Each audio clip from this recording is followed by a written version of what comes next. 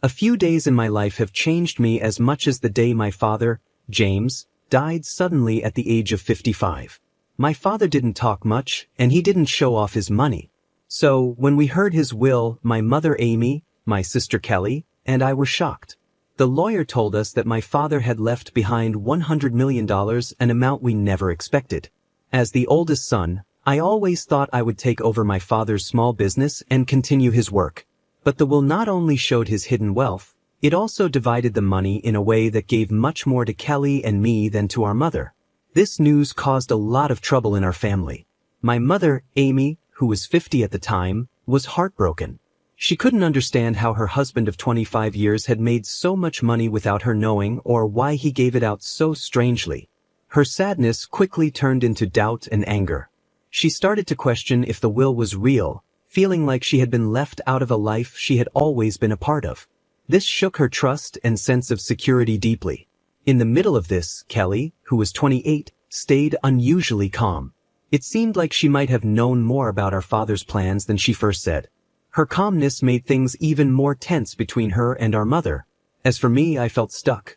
I was caught between my mother's disbelief and the shocking reality of our new financial situation.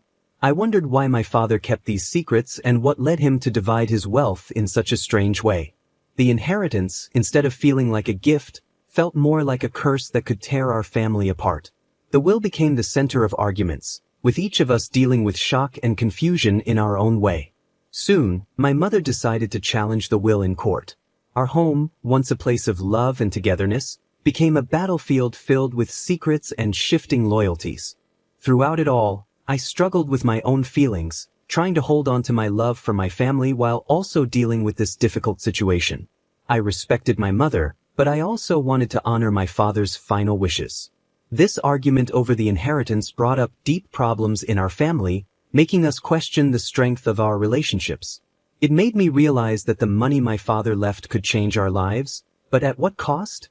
That answer seemed more and more troubling as we prepared for a legal fight none of us really wanted. With each step, we felt more and more of what we had lost since that shocking day. After finding out about my father James's will, we were hit with a rush of emotions and legal documents. My mother, Amy, overwhelmed by grief and disbelief, decided to challenge the will.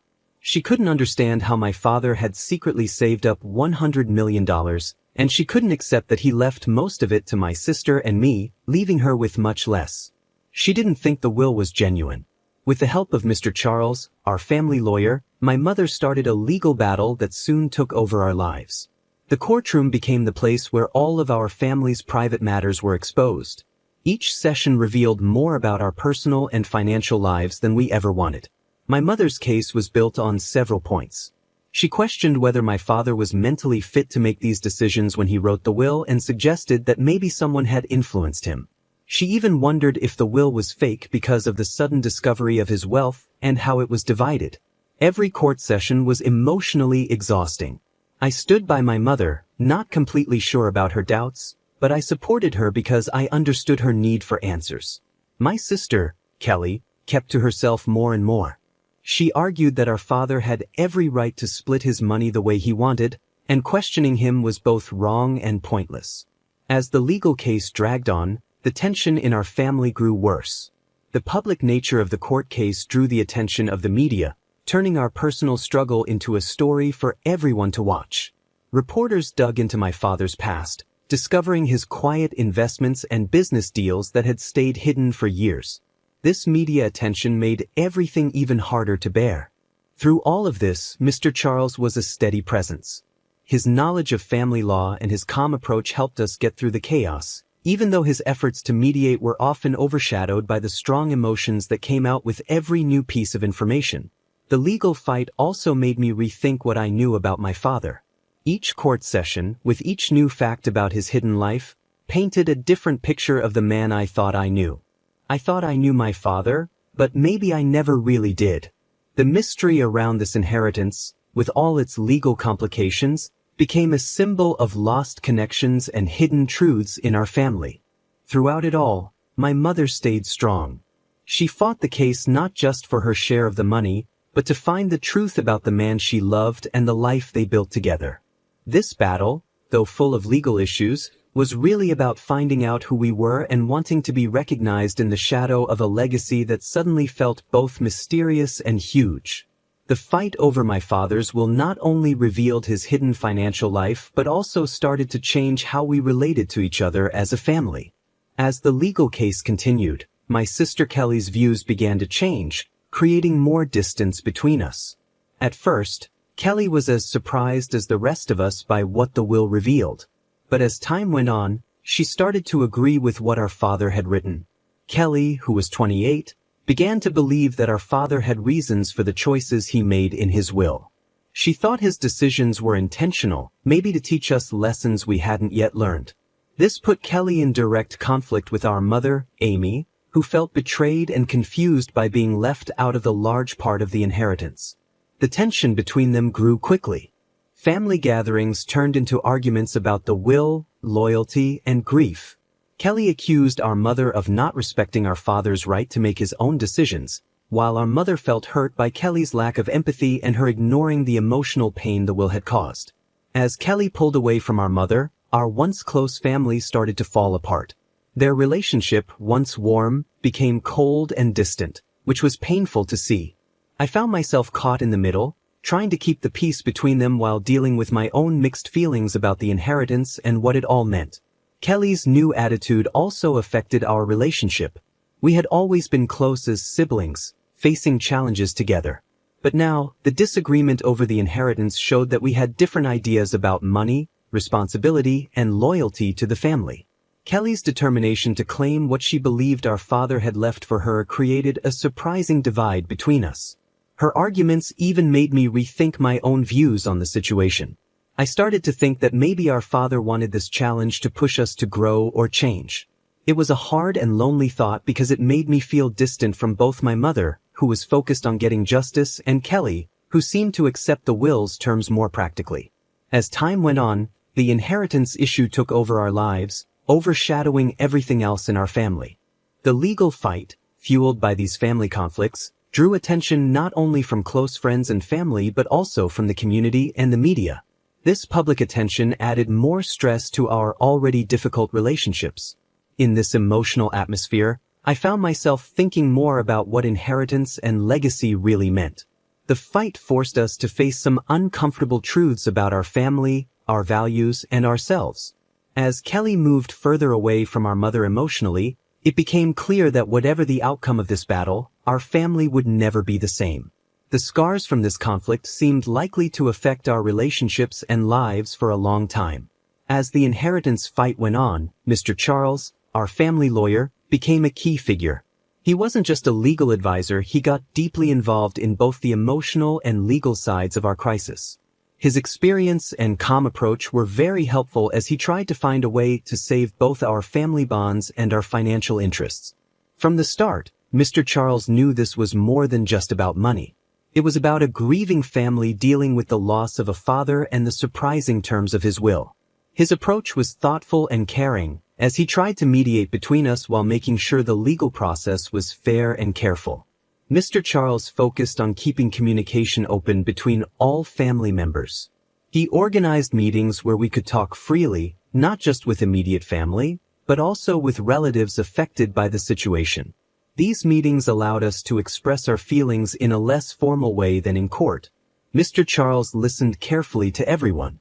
He paid special attention to my mother, who felt left out by the will, and he also talked to Kelly and me, trying to understand why our father made these choices.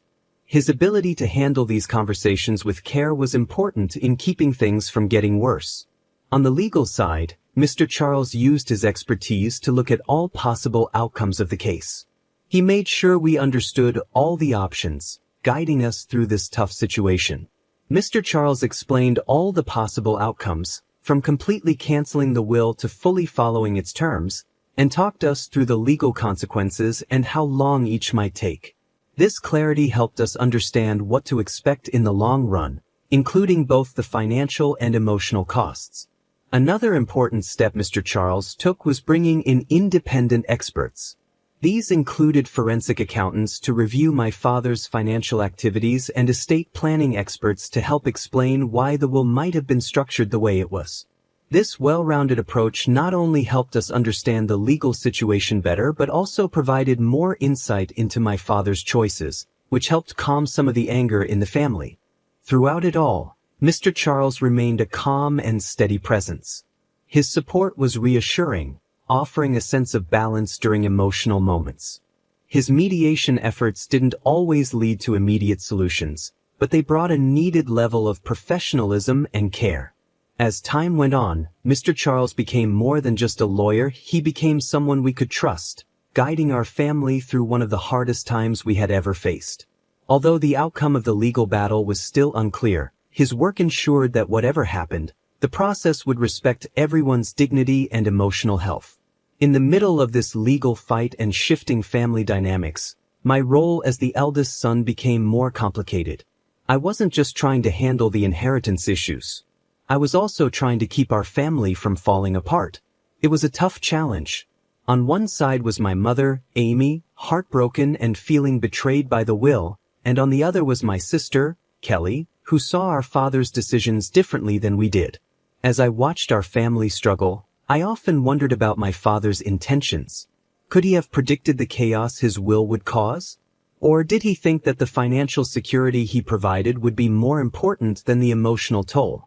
These thoughts stayed with me as I tried to hold our family together.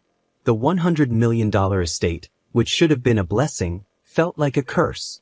Greed and distrust had taken over our relationships, replacing the warmth and trust we once had. Each new legal update or discovery seemed to drive a bigger wedge between us, with family members taking sides in what felt like a personal and painful battle. My efforts to bring peace were met with mixed responses. My mother, hurt and confused, leaned on me for support. My mother's pain made her hesitant to engage in any conversations that might seem to go against her fight over the will.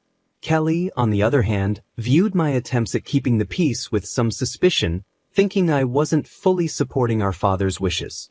This balancing act between the two was emotionally and mentally draining for me. To try and understand both sides, I arranged private talks with each family member. I listened without judging and spoke carefully to avoid causing more hurt. I encouraged us to openly talk about how we felt about the inheritance and our memories of our father, hoping we could find some common ground in our shared loss. I also sought advice from Mr. Charles, our lawyer, on how to handle the legal issues without tearing our family apart. His guidance was very helpful, giving me a better understanding of the legal process and helping me explain it to my family without adding to the tension. The media attention only made things worse. Reporters were eager to turn our situation into a dramatic story of a rich family in conflict. This unwanted attention put even more pressure on us. I found myself having to protect my mother and sister from intrusive questions and photographers, which made my role as the family protector even more complicated. Despite everything, I held on to the hope that we could find a solution that respected both my father's wishes and the needs of our family. This hope was tested over and over as the case dragged on.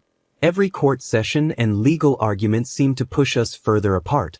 Deep down, I knew that the real battle wasn't just over the millions my father left behind, it was about the legacy of our family's unity and the values we wanted to hold on to.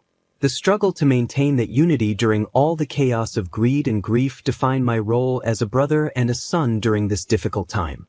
Just when we thought we understood the situation with the $100 million inheritance, a new twist made things even more complicated.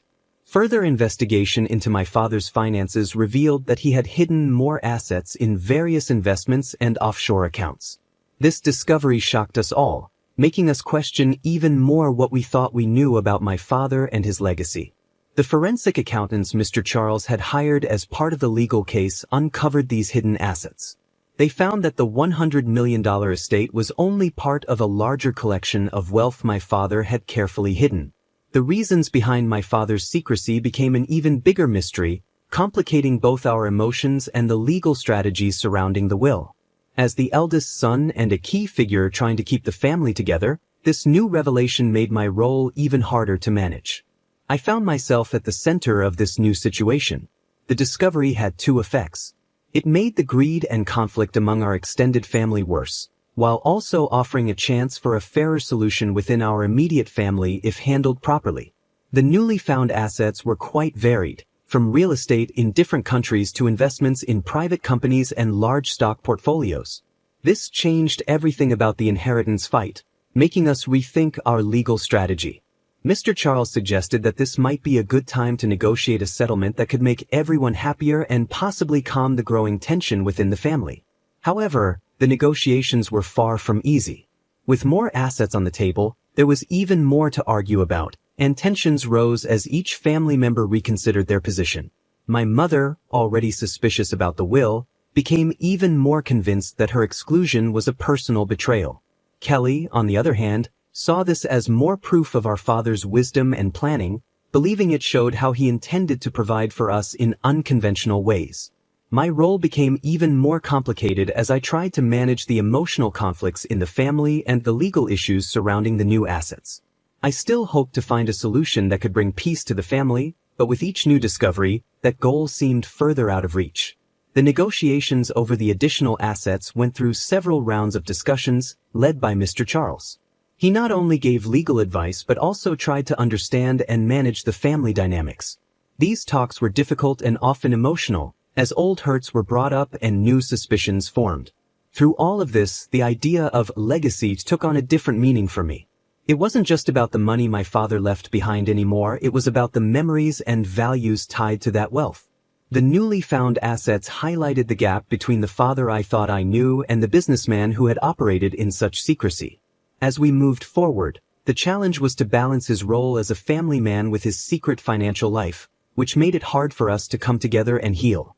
The path to resolution was filled with both legal and emotional challenges, but it was one we had to walk carefully, balancing the realities of wealth with the emotional ties of family.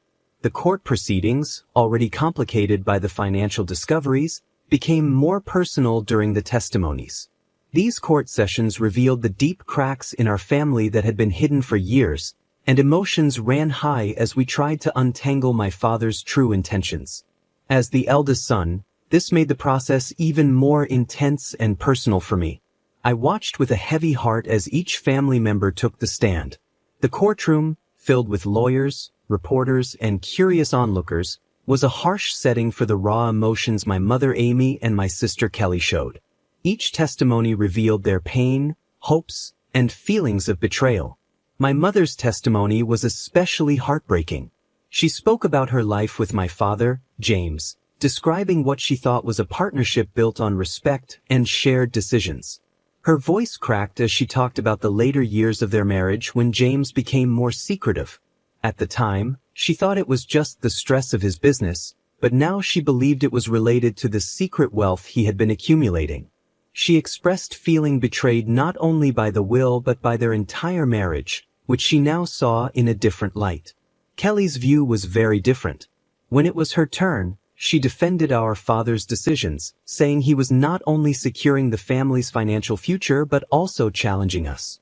She believed he wanted us to rise above our personal conflicts and handle his legacy with maturity and grace. Her testimony was confident and composed, but it did little to ease the tension between her and our mother.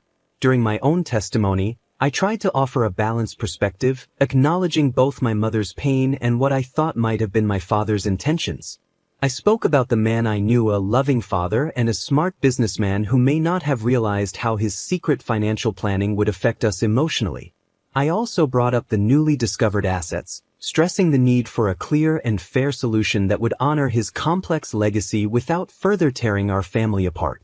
Mr. Charles, our lawyer, played a key role during these sessions. He carefully navigated the legal details and emotional issues with skill, understanding our family in a way few others could. His goal wasn't just to win the case but to help mend our family if possible. The emotional weight of these testimonies was huge. The courtroom felt like a pressure cooker, with old hurts and unresolved problems coming to the surface. The process was cathartic in some ways but also incredibly damaging. Relationships that had taken years to build were breaking apart before our eyes, held together only by the fragile hope of finding a solution that could address both the emotional and financial needs of everyone involved. The impact of these testimonies went beyond the courtroom. They became the focus of media attention, turning our personal pain into a public spectacle. This extra layer of exposure only made the stress and anxiety worse for all of us. We all felt overwhelmed, making the legal process even harder to bear. As the court sessions continued, it became clear that the outcome of this battle would change our family forever. No matter what the final decision would be, the emotional scars would last, and we would have to figure out how to move forward after dealing with a legacy as complicated as the man who left it behind.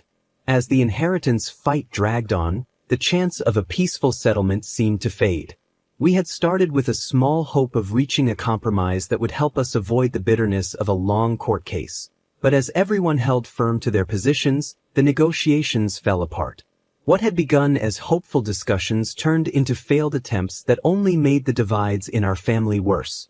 At first, there were some positive moments. Mr. Charles, our family lawyer, arranged several mediation sessions to encourage dialogue and work toward a fair solution. We talked about different options for dividing the $100 million and the other assets that had been uncovered. Each of us, my mother Amy, my sister Kelly, and I brought our own views and emotions to these talks. My mother was firm in her belief that she had been wronged by being left out of the will and deserved a large share of the estate, not just for the money but also as a matter of respect. She felt even more strongly about this after learning about the hidden assets, which she saw as further proof of deceit. Kelly, however, continued to support our father's wishes as written in the will. She saw it as a reflection of his understanding of each of us and believed we should honor it. My role in these talks was incredibly hard.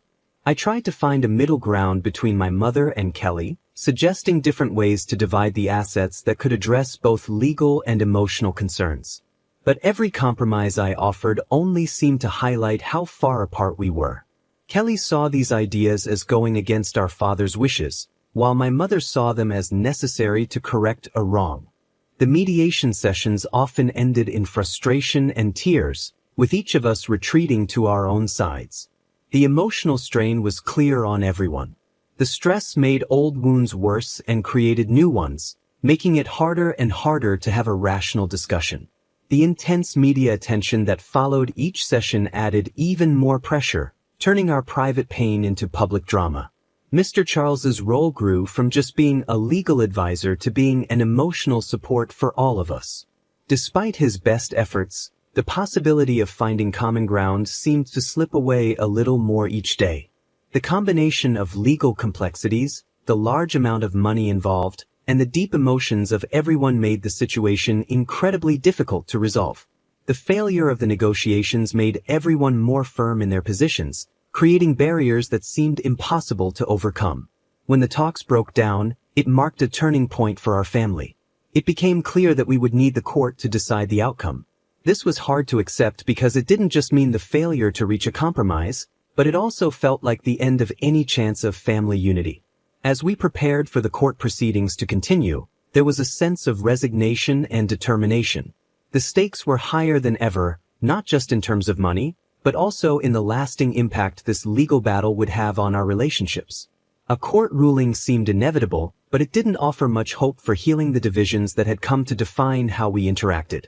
After months of emotional testimonies, failed talks, and deep legal scrutiny, the day of the final verdict arrived. This was the moment that would decide how my father's $100 million estate, along with the newly discovered assets, would be divided. It would also reshape the dynamics of our family. The tension was thick as we entered the courtroom, each of us feeling a mix of fear and hope. As the judge began to speak, the room went silent. The verdict would not only settle the legal dispute over the inheritance but also mark the start of a new chapter for our family. This chapter might bring us back together or permanently break the fragile bonds that still connected us. The judge acknowledged the complexity of the case, noting how deeply emotions had influenced the entire process. The decision considered the many legal arguments presented, the personal testimonies that revealed much about our relationships, and the possible effects on family unity. The verdict was more balanced than we had expected. It didn't completely favor any one side but offered a compromise that aimed to address the concerns raised by everyone. The judge ordered a redistribution of the assets that was different from what my father's will had laid out. My mother, Amy, was given a significant portion, recognizing her role in my father's success and the unfairness of her being excluded. Kelly received a large share as well, but with conditions to ensure the responsible management of the wealth, reflecting her focus on preserving our father's legacy and business values. As for me, I was given the responsibility of overseeing certain parts of the estate, with the task of balancing our father's business legacy while making sure that all family members were fairly supported. The verdict also required us to attend family counseling as part of the estate settlement, recognizing the deep emotional wounds that needed healing beyond the legal matters. This showed the judge understood that the issues we faced weren't just about money, but about the very core of our family relationships. When we left the courtroom, the mood was quiet and heavy. There was some relief that the legal fight was over, but the emotional weight was still there. Kelly, Amy, and I exchanged tired looks, knowing that while the court had made its decision, the journey to emotional healing and real reconciliation was just beginning. In the days after the verdict, we took small steps toward understanding and possibly forgiveness. The required counseling sessions weren't so much about the will anymore, but about years of miscommunication and unspoken feelings. Slowly, we began to see each other not as enemies in a legal fight but as family members who had all lost something irreplaceable: the trust and simplicity we once shared before the will was revealed. The court's decision had definitely changed our family dynamics, creating new rules for how we would interact and handle financial matters. But it also gave us a small hope that, over time, we might rebuild something stronger from the conflict. The final ruling on the inheritance brought both an end and new challenges. It closed the chapter on our bitter legal battle over my father's $100 million estate but opened a time for reflection and rebuilding as we moved forward. One of the biggest lessons we learned from this experience was the importance of being open with each other. The secrecy around my father's finances had been a major cause of the conflict. From now on, we committed to being more transparent about financial matters, making sure no family member would ever feel left out or surprised again. This openness extended beyond just money. It included having more honest conversations about our expectations and concerns as a family. Another important lesson was the value of good legal and financial planning. The complicated issues that came up during the court case showed us the need for clear, well-documented estate plans that take into account not just legal rules, but also the emotional and relational needs of the family. We learned that estate planning shouldn't be done in secret but should involve everyone affected. This way, misunderstandings can be avoided, and there would be a clear plan for future generations. The required family counseling sessions ended up being a turning point for us. They taught us the importance of addressing issues before they grow into big problems. Through these sessions, we began to better understand each other's perspectives and concerns, which helped us start the healing process.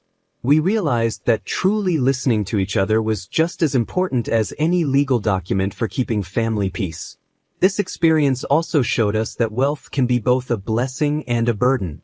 We saw how money could create opportunities but also cause conflict and unhappiness. This made us rethink our values as a family. We started to focus more on our relationships and shared experiences instead of just material things. We understood that the real legacy we wanted to leave behind was one built on mutual respect and support. As we put these lessons into practice, new beginnings started to form. Amy, Kelly, and I began to build a different kind of relationship, one that was more careful and thoughtful, but also more mature. We created new traditions and routines that allowed us to spend time together without the weight of past conflicts hanging over us. We also began working together on charitable projects, using part of the inheritance to support causes that mattered to us. These efforts helped repair our family bonds and gave us a way to honor my father's legacy in a positive way. Working on these projects gave us a shared purpose and helped shift our focus from what we had fought over to what we could accomplish together. Looking back, it was clear that while the inheritance battle had been painful, it also taught us important lessons. We learned about resilience, the complexity of family relationships, and the power of forgiveness. As we moved forward, these lessons became the foundation of our new start, leading us toward a future that, while different from what we had imagined, offered the hope of unity and mutual respect.